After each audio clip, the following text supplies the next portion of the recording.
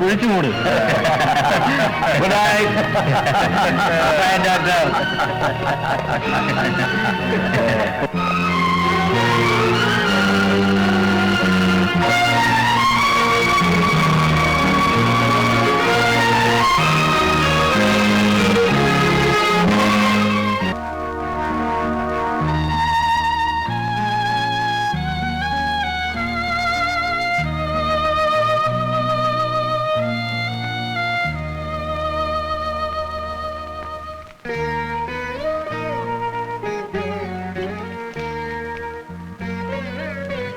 എന്റെ ഇത്രയും കാലത്തെ സർവീസിനിടയ്ക്ക് ഞാൻ എത്രയോ കേസുകൾ അറ്റൻഡ് ചെയ്ത് കഴിഞ്ഞു. പക്ഷെ ഇത്രയും ദയനീയമായ ഒരു സംഭവം കാണുകയോ കേൾക്കുകയോ ചെയ്തിട്ടില്ല. പാവം ഡോക്ടർ, ഭാര്യ മരിച്ചു, സഹോദരി ഹോസ്പിറ്റലിലാണ്, ഇതുവരെ ബോധം വീണിട്ടില്ല. ആ കുട്ടിയുടെ ഗതി ഇനി എന്താവുമോ എന്തോ, വളരെ സീരിയസ് ആവും. മനുഷ്യർ ഇത്രയും ക്രൂരന്മാരാകരുത്. ഈ വേഷം ധരിച്ച ഞങ്ങളൊക്കെ വെറും നോക്കുകുട്ടികളായി പോയി മോനെ. എന്റെ കൈയും കാലും കെട്ടിയിട്ട് ശബ്ദിക്കാൻ പോലും കഴിയാതെ ഞാൻ നോക്കി നോക്കി എന്റെ കൺമുന്നിൽ വെച്ച്. ഡോക്ടർ, നിങ്ങൾ വീണ്ടും പഴയ പല്ലവി തന്നെ ആവർത്തിക്കുകയാണ്. എന്റെ കക്ഷികൾ എന്തിനു വേണ്ടി നിങ്ങളുടെ കുടുംബത്തോടെ ക്രൂരത കാട്ടണം? എന്നോടുള്ള വൈരാഗ്യം തീർക്കാൻ. ഇവർ ചെയ്തു പോന്ന പല തെമ്മാടിത്തരങ്ങൾക്കെതിരെ ഞാൻ ശബ്ദമുയർത്തിയിരുന്നു, പരാതി നൽകിയിരുന്നു. ആ വൈരാഗ്യത്തിന് പക തീർക്കുകയായിരുന്നു അവർ. ഡോക്ടർ, തെളിവുകൾ കൊണ്ട് സ്ഥാപിക്കാൻ കഴിയാത്ത കാര്യങ്ങളാണ് നിങ്ങൾ ഈ പറയുന്നതല്ല. കോടതിയിൽ ഇതിന് യാതൊരു പ്രസക്തിയുമില്ല. നിങ്ങൾ പറയുന്ന കാര്യങ്ങൾ സത്യമാണെന്ന് തെളിയിക്കാൻ സാക്ഷികൾ ആരെങ്കിലും ഉണ്ടോ? ഉണ്ടെങ്കിൽ ഹാജരാക്കൂ. സാക്ഷി? എനിക്ക് സാക്ഷി ഞാൻ മാത്രമേ ഉള്ളൂ. പിന്നെ എല്ലാം അറിയുന്ന ഈശ്വരൻ. യുവർ ഓണർ, പ്രോസിക്യൂഷനോടുള്ള പ്രതിപക്ഷ ബഹുമാനത്തോടുകൂടി തന്നെ എന്റെ കക്ഷികൾക്ക് ഈ കേസുമായി ഒരു ബന്ധമില്ലെന്ന് സ്ഥാപിക്കാൻ അലീബി എന്ന് നിയമം അംഗീകരിക്കുന്ന ഒരു ചെറിയ തെളിവ് ഞാൻ ഹാജരാക്കട്ടെ.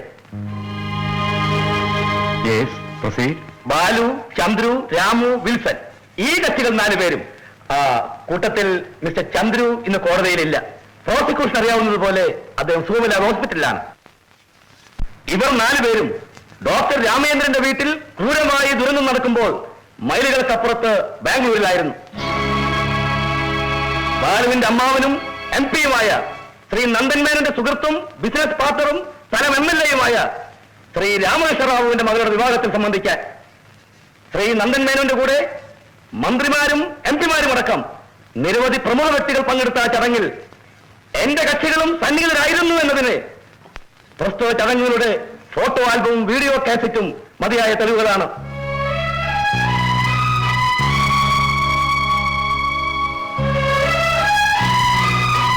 ബഹുമാനപ്പെട്ട കോടതി അനുവദിക്കുകയാണെങ്കിൽ ശ്രീ നന്ദൻ മേനോനെ സാക്ഷിയായി വിസ്തരിക്കാം. സത്യം. ഈശ്വരൻ സാക്ഷിയായി സത്യം മാത്രം ബോധിപ്പിച്ചുകൊള്ളാം.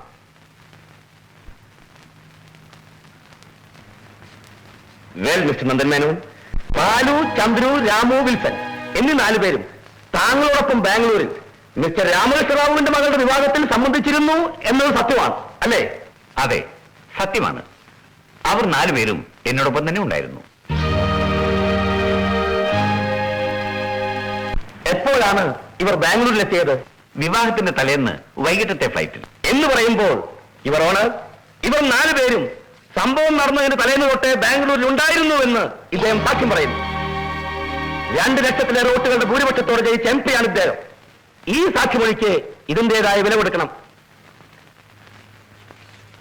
ഇവർ 4 പേരും ബാംഗ്ലൂരിലേക്ക് യാത്ര ചെയ്തതിന്റെ എയർ ടിക്കറ്റുകളാണിത്.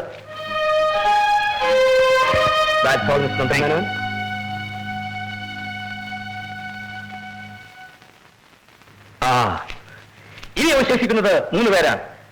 അവരിൽ ടോമയും കാസിമും അന്നേ ദിവസം മദ്രാസിൽ കോമൺവെൽത്ത് ഇന്ത്യയിൽ എക്സിക്യൂട്ടീവ് ട്രെയിനേഴ്സിൽ തിരഞ്ഞെടുക്കാനുള്ള ഇന്റർവ്യൂവിൽ പങ്കെടുക്കുകയായിരുന്നു എന്നതിനുള്ള തെളിവുകളാണിത്.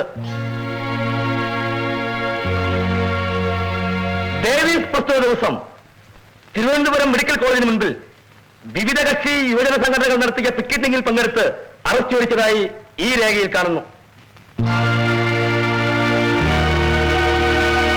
ബാംഗ്ലൂരിലും മദ്രാസിലും തിരുവനന്തപുരത്തുമായിരുന്ന എന്റെ കക്ഷികൾ ഈ ദുരന്തത്തെക്കുറിച്ച് അറിഞ്ഞിട്ടുണ്ടാകുക തിരികെ നാട്ടിലെത്തിക്കഴിഞ്ഞതിന് ശേഷം മാത്രമായിരിക്കും.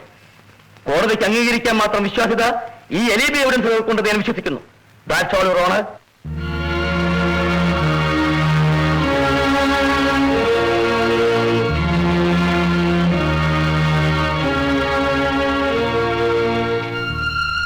അടുത്ത മാസം 9-ാം തീയതി വിധി പറയുന്നതിന് വേണ്ടി ഈ കേസ് മാറ്റിവെച്ചിരിക്കുന്നു.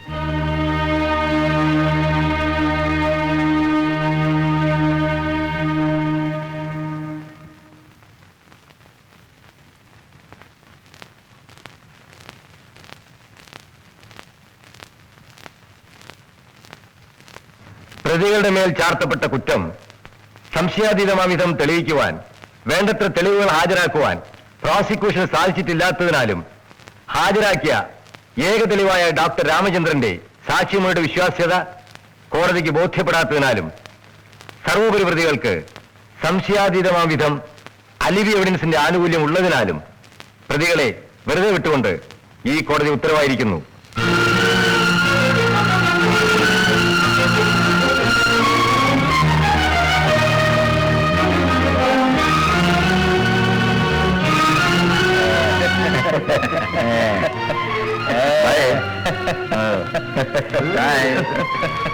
Bye.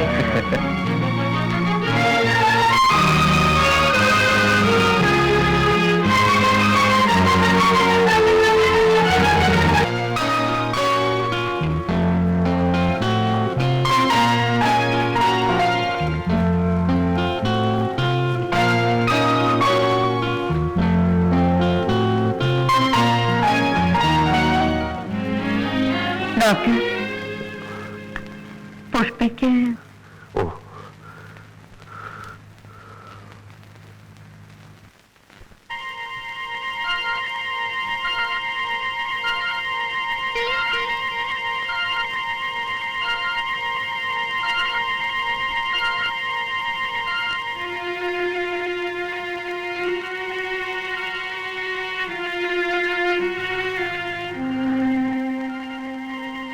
പുഷ്പേ,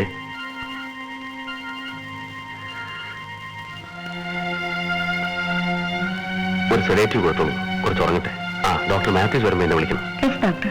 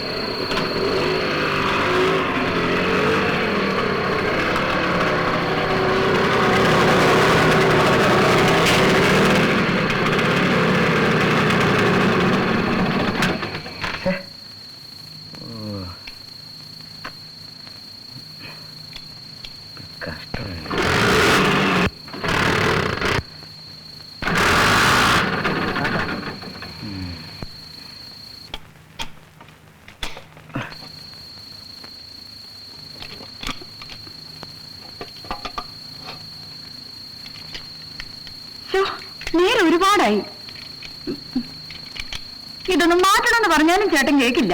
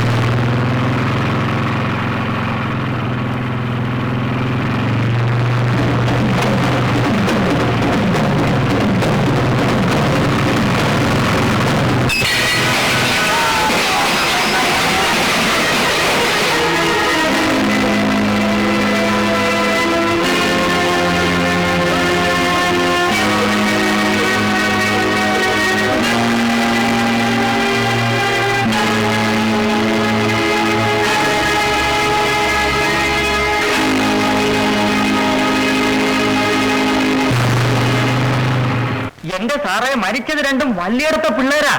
സ്വർണ്ണക്കട ഭാസ്കരന്റെ മോനും കൺട്രാക്ടർ തോമാച്ചന്റെ മോനും എന്ന് കരുതി നമ്മൾ എന്ത് ചെയ്യാനാണ്? തങ്ങളെ രക്ഷിച്ചത് അജ്ഞാതനായ ഒരാളാണെന്ന് സ്കൂട്ടറിൽ വന്ന ദമ്പതികൾ പറയുന്നു. മരിച്ചവരുടെ തലയ്ക്ക് ശക്തിയായി അടിയേറ്റിട്ടു. എന്റെ പൊന്ന് സാറേ, അത് കള്ളു കുടിച്ച് ലെക്കില്ലാതെ ബൈക്ക് വരുമ്പം റോഡ് ഏത് കുഴി ഏത് എന്ന് തിരിച്ചറിയാൻ പാടില്ലാതെ ഉരുണ്ട് വീണ് തലയ്ക്ക് അടി പറ്റിയതായി കൂടാനുണ്ടോ? പറയുമ്പോ അതേ പ്രസംഗമാണെന്ന് പറയുകയല്ലെങ്കിൽ ഞാൻ ഒരു കാര്യം പറയാം. മദ്യപിച്ച് ബൈക്ക് ഓടിക്കവേ നിയന്ത്രണം നഷ്ടപ്പെട്ടിട്ടുണ്ടായ അപകട മരണം. താൻ എന്താണ് കുട്ടമ്പിള്ളി പറയുന്നത്? അത്രേ ഒക്കൂ സാറേ. അല്ല, നമ്മൾ വില ഉണ്ടാക്കിയിട്ട് എന്താ കാര്യം? ചത്ത പാർട്ടി രണ്ടും അത്ര ശുദ്ധ പാർട്ടി ആയിരുന്നില്ലെന്ന് നമുക്കറിയാവേ. മേളിലൊരു മൂപ്പരിപ്പുണ്ട്, അങ്ങേരുടെ ഫയലിൽ ലേവന്മാരെ ക്ലോസ് ചെയ്തു എന്ന് എഴുതി കാണും. പിന്നെ നമ്മൾ വിളിച്ചാലുണ്ടോ നിൽക്കുന്നു? റോഡ് ഒക്കറൻസ് എന്ന് എഴുതി സാറാ ഫയൽ അങ്ങ് ക്ലോസ് ചെയ്യണം. ആ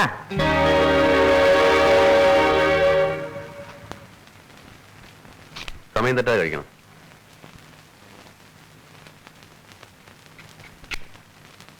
നെക്സ്റ്റ്.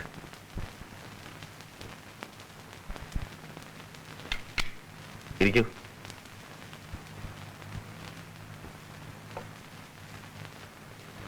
എന്താണ് പ്രോബ്ലം? സാർ, ഒരു ജോലി. ജോലി? ഇത് ഞാൻ ഇതുവരെ കേൾക്കാത്ത ഒരു സൂക്കറാണല്ലോ. മരുന്ന് വേണം, ഇഞ്ചക്ഷൻ വേണമെന്നൊക്കെ പറഞ്ഞ് പലരും ഇവിടെ വരാറുണ്ട്. ജോലി വേണമെന്ന് പറഞ്ഞ ഒരാൾ ഇവിടെ വരുന്നത് ഇതാദ്യമാണ്. നിങ്ങളെ ഞാൻ ഇതിനു മുമ്പ് കണ്ടിട്ടുണ്ടല്ലോ. അത് നിങ്ങളല്ലേ പല്ല് വെച്ചിട്ട് ഓടിയത്? അതെ സാർ, ഒരു ജോലിയുമില്ലാതെ ഓടിയതാണ് സാർ. ഞാനൊരു ഫസ്റ്റ് ക്ലാസ് ഡിഗ്രി ഹോൾഡറാണ് സാർ. അച്ഛനും അമ്മയും ഇല്ല, ഒരമ്മാവൻ മാത്രമേ ബാക്കിയുള്ളൂ. ജോലി തേടി അലയാൻ ഇനി ഒരിടം ബാക്കിയില്ല സാർ. അതിനനിയ ഞാനൊരു ഡോക്ടറാണ്, ഇതൊരു ഹോസ്പിറ്റലാണ്. ഇവിടെ ഇപ്പോ എന്ത് ജോലിയായാലും മതി, ഒരു സ്വീപ്പറുടെ എങ്കിലും. ഡോക്ടർ എന്നെ ഒന്ന് സഹായിക്കണം പ്ലീസ്.